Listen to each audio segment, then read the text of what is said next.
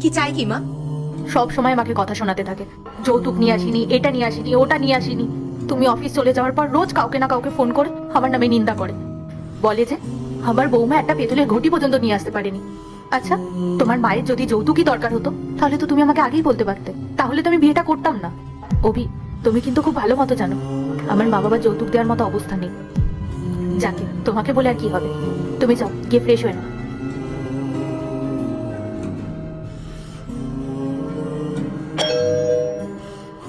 বৌমা, যাও গিয়ে দেখো তো কে এসেছে। ভাই, কেমন আছিস তুই? আমি ভালো আছি দিদি, বল তুই কেমন আছিস?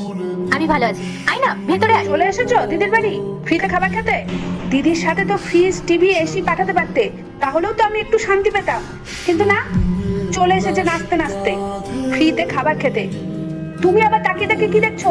এসব লোককে না বাড়িতে ডাকবে না, খালি হাতে নাচতে নাচতে চলে এসেছে। দিদি এই নে, এখানে শোয়ার জন্য জামা কাপড় আছে।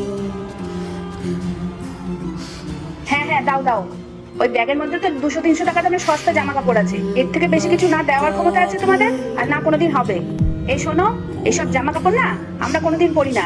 এইসব জামা কাপড় তোমার দিদিকেই দিয়ে যাও, ওর সস্তা জামা কাপড় পরার অভ্যেস আছে।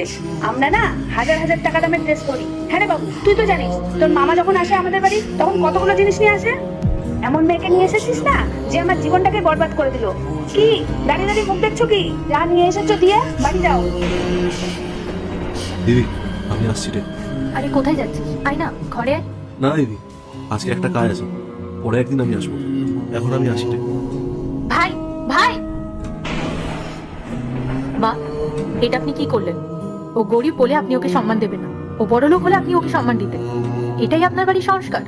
ও যদি আজকে দামি দামি জিনিসপত্র নিয়ে আসতো তাহলেও কি আপনি ওকে তাড়িয়ে দিতেন, নাকি সোফাতে বসে আপনি ওকে আপ্যায়ন করতেন? আপনার বাড়ির কি এটাই সংস্কার মা, যে তার ব্যাংক ব্যালেন্স থেকে আপনি তাকে বিচার করবেন? আমি তো অবাক হয়ে যাচ্ছি যে মধ্যবিত্ত বাড়ির আত্মীয়তা টাকার কাছে বিক্রি হয়ে যাচ্ছে। আমি আপনার ছেলেকে ভালোবেসে বিয়ে করেছিলাম, আমি ভেবেছিলাম ভালোবাসাটা এই বাড়ির আসল পরিচয়, কিন্তু না, আমি বুঝতে পারিনি আমার এ বাড়িতে আসল পরিচয় হচ্ছে আমার যৌতুকের টাকা।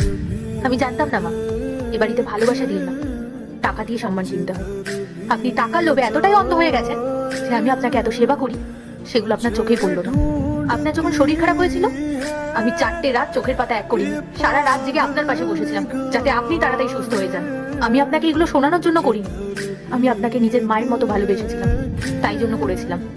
আপনি হয়তো ভাবছেন আমার কোনো যোগ্যতা নেই। পার্ট 2 দেখতে সাবস্ক্রাইব করো ভেলকু 78M।